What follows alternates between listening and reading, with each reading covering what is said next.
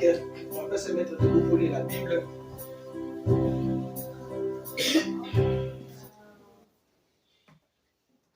On se met debout pour lire la Bible. On va lire dans les livres de la Genèse. Et puis on va lire dans le livre de Jonas.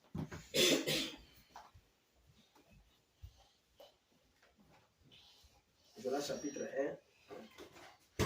Genèse chapitre 1 aussi.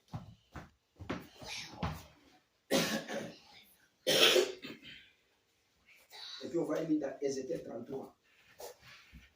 Prenez Genèse chapitre 1. Et puis Jonas chapitre 1 aussi.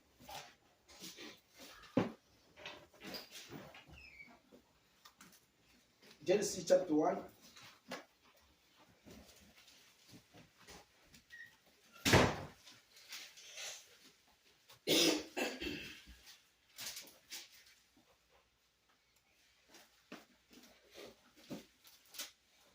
Genèse chapitre 2 plutôt, verset 7.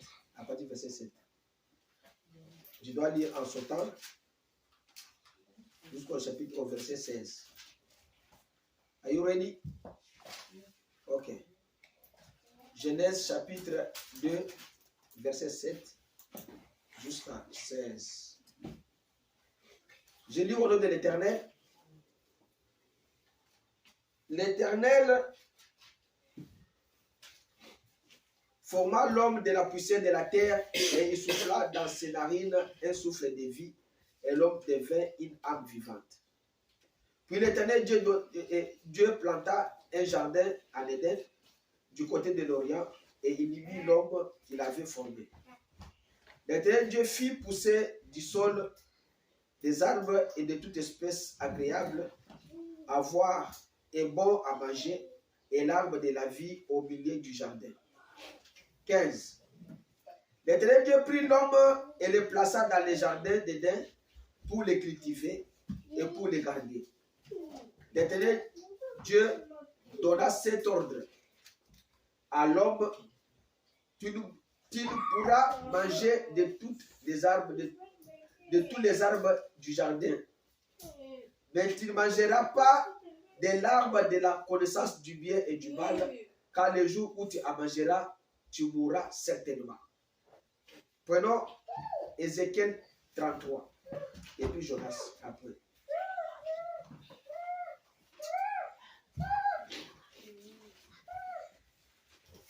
Ézéchiel 33.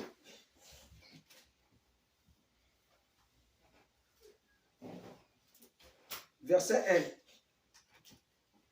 Il dit: la parole de l'Éternel me fit adresser en ces mots: Fils de l'homme, parle aux enfants de ton peuple et dis-leur: lorsque je fais venir l'épée sur un pays et que le peuple du pays prend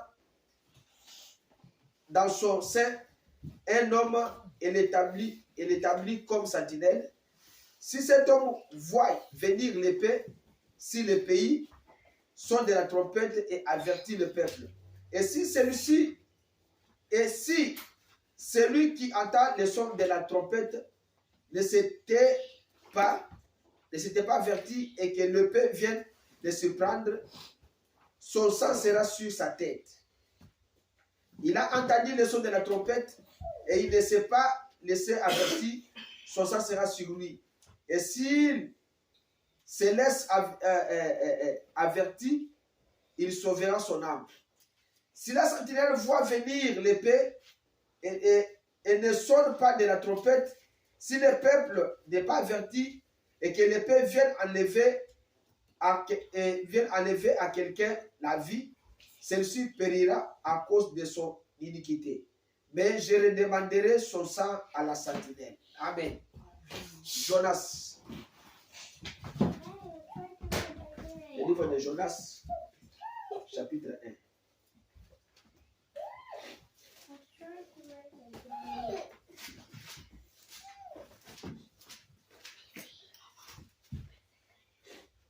Jonas, ça c'est collé. Excusez-moi, on va prendre ça rapidement. Livre de Jonas, c'est avant Michée. Verset 1, chapitre 1, verset 1 jusqu'à moi. La parole de l'Éternel fut adressée à Jonas, fils d'Amitai, en ces mots. Lève-toi, va à Ninive, la grande ville, et crie contre elle, car sa méchanceté est montée jusqu'à moi. Et Jonas s'éleva pour s'enfuir à Tarsis, loin de la face de l'Éternel. Et il descendit à Jaffo, et il trouva un navire qui allait à Tarsis.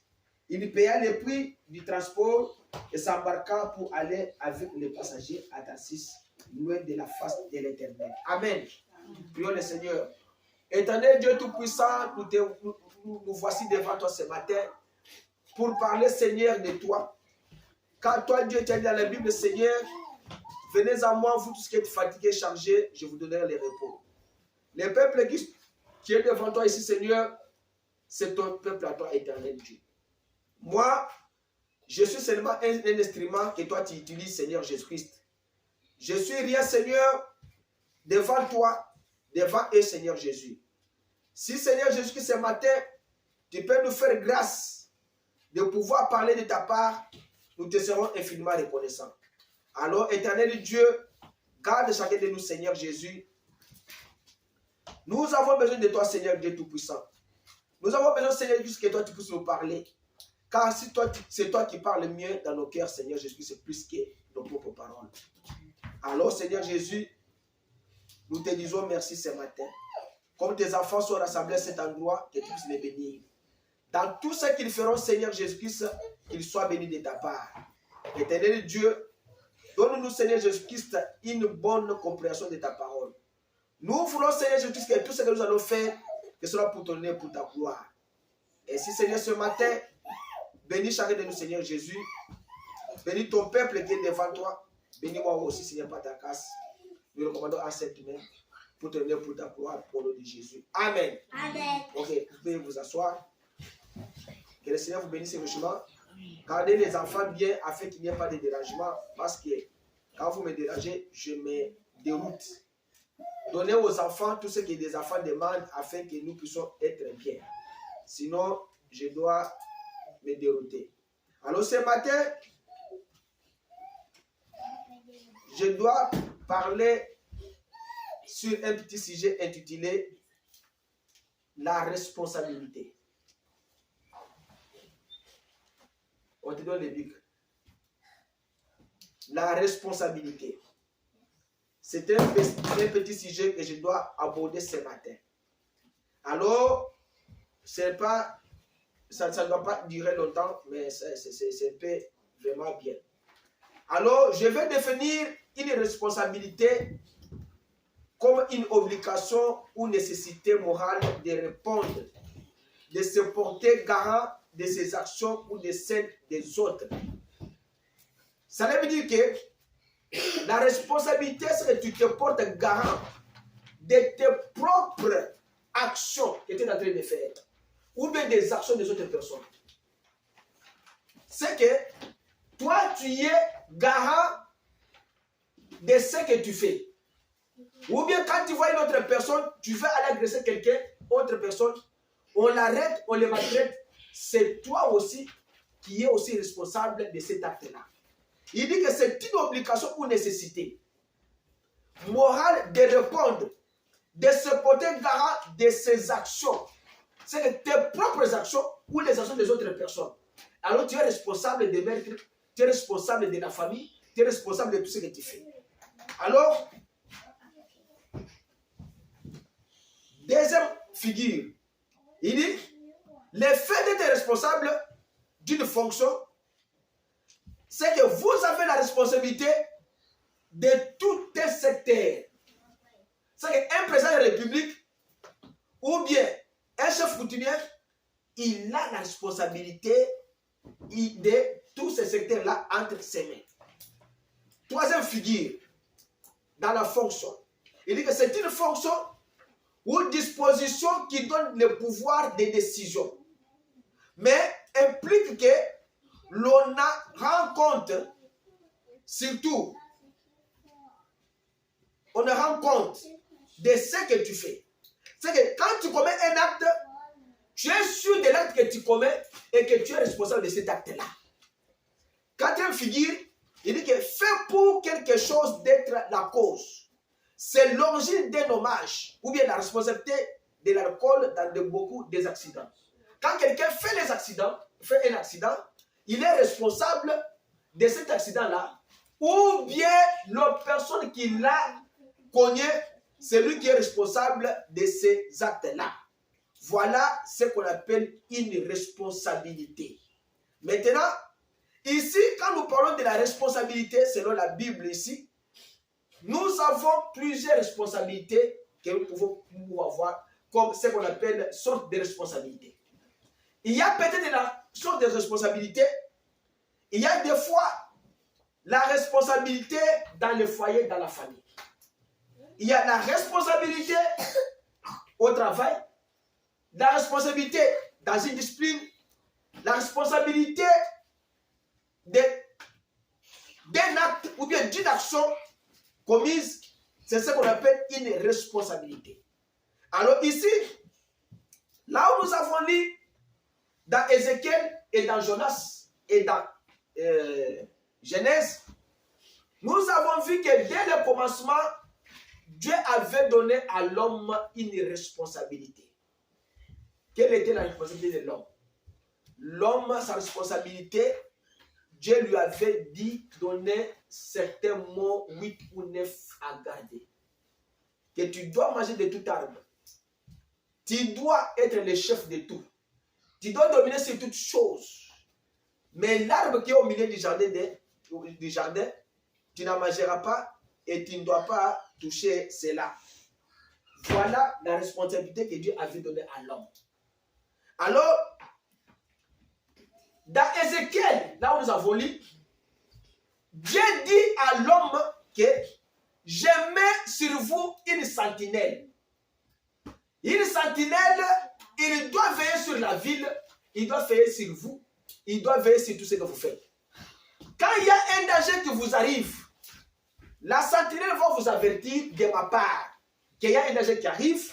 Alors vous devez maintenant vous abriter en cause de ce danger-là.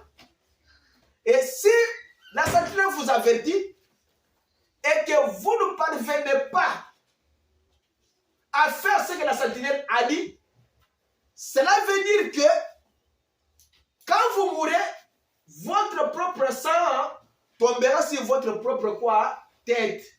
Vous voyez?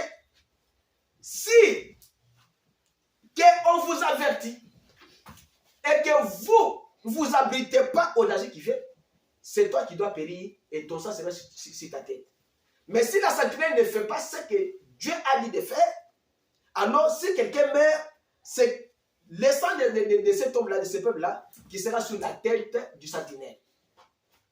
Troisième, dans Jonas, là où nous avons lu, nous avons vu que Dieu a envoyé Jonas pour aller à Ninive, aller avertir le peuple. Alors Jonas a fait quoi? Jonas a esquivé, il a esquivé la responsabilité. Parce que chaque prophète, quand Dieu envoie un prophète sur la terre, c'est que le prophète a la responsabilité de tout un âge sur lui. Si l'âge, là que Dieu a envoyé le prophète, il n'écoute pas le prophète, les gens qui n'écouteront pas, ce sont eux qui vont périr. Comme la sentinelle l'a dit. Ceux qui vont écouter le prophète, c'est ceux qui seront sauvés. Amen. Alors, Dieu envoie Jonas avec toute la responsabilité d'aller avertir le peuple comme une sentinelle, de pouvoir faire quoi? De pouvoir dire au peuple que vos péchés sont arrivés jusqu'à moi, il faut cesser de pécher. Jonas a fait quoi? Jonas a esquivé la responsabilité pour aller à Tarsis. Alors, si quelqu'un dans les sortes de responsabilité, comme nous avons lu dans Jonas ici, que dans le foyer, première responsabilité que je commence à faire la responsabilité dans le foyer. William Banam dit que Dans le foyer, vous avez la responsabilité d'éduquer vos enfants selon quoi? La parole du Seigneur. C'est pas ça. Amen. Il ne faut pas rêver, il faut m'écouter. La responsabilité dans le foyer, la première responsabilité que nous avons. Quand Dieu avait dit à Adam que de tous les arbres que se trouvent dans le jardin d'Éden, vous allez manger, mais sauf l'arbre qui est au milieu, vous ne mangerez pas. C'était une responsabilité. C'était une église. C'était un foyer. Mais dans ce foyer que nous avons, il y a des responsabilités dans le foyer. La première des choses, c'est quoi? Quand quelqu'un veut se marier d'abord, les choix qu'il porte sur les garçons qui vont le marier, ou bien les choix qu'il porte sur la fille qui doit se marier, c'est que c'est toute une responsabilité. Alors, vous devez choisir un mari qui est un mari responsable. Tu dois choisir une femme, une fille qui est une femme, tu sais que cette femme sera responsable de la famille. William Branham dit, si vous mariez à une sirène, à une reine de boîte de nuit, vous savez de quoi vous aurez votre foyer, des enfants que vous aurez. Mais ici, nous parlons dans le choix du mariage. C'est une responsabilité que l'homme prend pour entrer dans le mariage. Il se dit que je suis capable de me marier à cette fille. Et la fille dit que non, j'ai étudié les garçons se trouvent bien, les garçons est bien, alors je dois être responsable de ce mariage ici. Alors, William Branham dit que quand vous choisissez votre mari, vous devez prendre une responsabilité et alors vous devez vous souvenir. Peut-être que vous construisez une maison, une belle maison jolie. Et souvenez-vous, en tant que femme mariée, vous devez penser à la responsabilité d'élever des enfants selon la volonté du Seigneur. Vous ne pouvez pas entrer dans le mariage et que vous n'avez pas en vous la responsabilité d'élever les enfants selon la parole du Seigneur. Là, vous n'allez pas former un bon foyer. Prenons par exemple, vous avez des enfants, les enfants qui ne connaissent pas personne. L'enfant vient déjà entrer dans la maison d'autrui, il commence à aller dans la cuisine, manger toutes les histoires dans la maison d'autrui. C'est que vous avez mal élevé vos enfants. C'est pourquoi quand vous êtes dans le mariage, vous devez avoir d'abord en vous un modèle de quelle famille vous aurez. Amen. Amen. Vous devez d'abord en vous être responsable et avoir en vous un modèle de quel foyer vous serez. Vous serez le foyer des ivrognes ou bien vous serez le foyer des chrétiens. Alors, vous devez penser, il dit ceci, vous devez penser que ces beaux murs que vous avez ici, bien lisses, seront pleins de traces de petits mais sales. C'est que quand vous avez des enfants à la maison, vous allez trouver ce qu'on a écrit dans les murs ici. Vous allez trouver qu'il y a des mains, quelqu'un qui a mangé, l'enfant qui a mangé, et il a mis la main sur le mur qui est blanc. L'enfant a pris le marqueur, il a laissé sur la maison. C'est que, William Branham vous dit que les maisons là seront toujours comme ça parce que vous savez que vous avez des enfants dans la maison. Vous n'allez pas à corriger cela parce que ça c'est dans l'enfant. Il dit que vous devez penser que ces beaux murs lisses, bien lisses, seront pleins de traces de petits mais sales. Ensuite, vous avez la responsabilité d'éduquer vos enfants. Vous avez la responsabilité de les vêtir et de les nourrir. Ça, c'est une femme qui est dans le mariage. Tout ce que vous aurez dans votre vie, dans le foyer, vous le faites pour les enfants. Ne le faites pas pour ton oncle. Ne le faites pas pour ta tante. Ne le faites pas pour ton cousin. William Branham dit que c'est la responsabilité envers l'homme et la femme de savoir que ces enfants-là seront vêtus et ils seront nourris et ils seront éduqués selon la volonté du Seigneur. Amen. Il faut avoir déjà l'idée de quelle famille vous aurez. Ça, c'est William Branham qui dit. Il ne faut pas venir comme ça. Vous trouvez qu'un enfant a cassé les miroirs et vous tapez l'enfant jusqu'à la mort. Non, non. Vous voyez que c'est votre responsabilité. Achète seulement l'autre miroir, remplacez la base. C'est tout. Alors, tout est une responsabilité. Il dit que c'est facile. Quand les responsabilités sont devant nous, beaucoup de gens esquivent leurs responsabilités. Vous voyez, quelqu'un qui a une responsabilité d'élever les enfants, mais il esquive cela. Il a une responsabilité de nourrir ses enfants, il y a Benden. Bah, tu vas sur le ministère, il y a 40 $, 50 $. Toi, tu fais un travail de 10 $. Tu esquives ta responsabilité. Tu vois? Maintenant, tu n'as pas la capacité d'acheter les habits. Pourquoi? Pour tes enfants. Tu n'as pas la capacité de nourrir tes enfants. Tu n'as pas même la capacité d'abord, en commençant, quelqu'un qui veut se marier, il n'a pas même l'argent de se marier. Quelqu'un qui veut se marier, il n'a pas même un plan. Comment est-ce que nous sommes dans le mariage? William Branham donne des exemples. Un couple qui s'est marié riche, un couple qui s'est marié pauvre. Il va aller visiter un couple riche. Il trouve que la femme était sortie la nuit, allait dormir dans des boîtes de nuit. L'homme aussi était aussi sorti. Mais l'homme est revenu avant, la femme est revenue en retard. L'homme est revenu à 3 h du matin, la femme est revenue à 5 h du matin. Maintenant, les deux couples-là, comme ils étaient des riches, l'enfant des riches qui s'est marié à un autre enfant des riches, ils ont commencé à se chamailler. Il a toujours dehors. Il a frappé la porte. Il entre comme ça, les gens font semblant comme si rien n'était. La madame parle avec eux, il sort. Il va aller visiter un autre couple là, des pauvres là. Qu'est-ce qu'il a fait?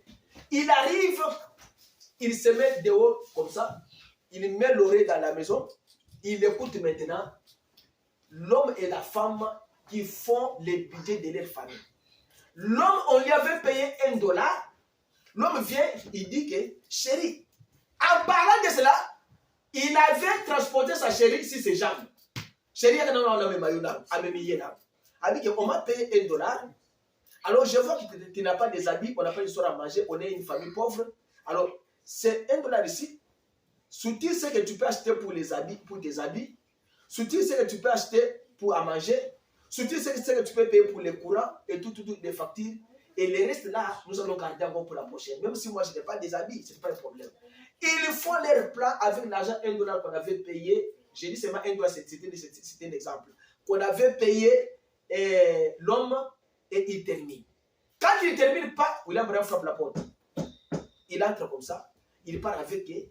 Maintenant, William Branham rentre. Il dit maintenant, parmi ces deux couples, quel est le meilleur couple qui était? C'est le couple le plus pauvre. Parce qu'ils étaient des responsables de leur mariage. Nous allons nous marier, même si nous n'avons pas de l'argent, nous allons faire quoi? Nous marier, mais nous allons organiser notre foyer. Mais comme les autres là, sont grandis dans des monarques avec beaucoup d'argent, la femme là, il l'avait ramassée dans la boîte de nuit. Alors, comme la femme était dans la boîte de nuit, l'enfant d'un grand homme milliardaire, alors lui aussi, l'enfant d'un milliardaire, alors ils se sont mariés. C'est comme ça les couples étaient comme ça. C'est pourquoi là, madame vous dit que tout est une responsabilité. Et vous ne devez pas esquiver vos responsabilités. Oh, la femme ici, elle ne me donne pas l'argent de payer la maison. Ce n'est pas moi qui dois faire les mariages. C'est toi qui dois faire les mariages seul. Parce que c'est l'homme qui est responsable de la famille numéro 1. Ce n'est pas la femme. La femme commence à travailler un petit travail là, il prend l'argent, il donne à l'homme. Maintenant, c'est la femme qui paye la maison. L'homme, lui, là, il fait un travail de moins d'argent que la femme. C'est une honte. Ce n'est pas la responsabilité. L'homme doit se débattre. Il ne doit pas esquiver ses responsabilités. Amen. Et il dit que vous découvrez que le mariage est une responsabilité à tous les points de vie. C'est que le mariage, c'est que j'ai dit là, c'est que j'ai dit dans l'homme qui fut la face de l'Éternel, paragraphe 48, 49 jusqu'à 50. Il dit que vous devez savoir que le mariage est une responsabilité sur tous les points de vie. Tu ne dois pas esquiver cette responsabilité-là. Mais très souvent, on trouve que ce n'est pas facile à dire, mais c'est vrai que des serviteurs de Dieu souvent esquivent une responsabilité de prendre position pour la vraie parole de Dieu. Il entre maintenant dans l'église. Parce que dans les mariages là, c'est vous qui êtes responsable de votre foyer. La femme ne doit pas faire un travail comme un cheval. Toi, l'homme, tu fais des petits travaux là, tu veux savoir les enfants. Non. Les travaux de savoir les enfants à la maison là, ça c'est un travail des femmes, ce ne sont pas les travaux des hommes. L'homme doit avoir les muscles pour travailler afin de nourrir sa famille. C'est l'homme qui doit se débattre. Ce n'est pas la femme maintenant qui commence à sortir à 5 h du matin, à 2 h, elle part, l'homme reste à la maison, elle fait les part-time de $140. La femme fait $800. Non, non, non, non. N'esquivez pas vos responsabilités. Assumez la responsabilité parce que c'est toi qui es allé choisir cette femme-là. La Bible n'a jamais permis à une femme de choisir l'homme, mais la Bible a permis à un homme de choisir la femme. C'est pourquoi l'homme quittera son père. Ce n'est pas que la femme quittera son père, sa mère. Mais ici, c'est différent. C'est la femme qui choisit l'homme qu'il veut. Vous voyez la différence? Ça, ce ne sont pas des responsables. Parce qu'un homme qui est responsable doit avoir la vision de la femme qui il doit se marier.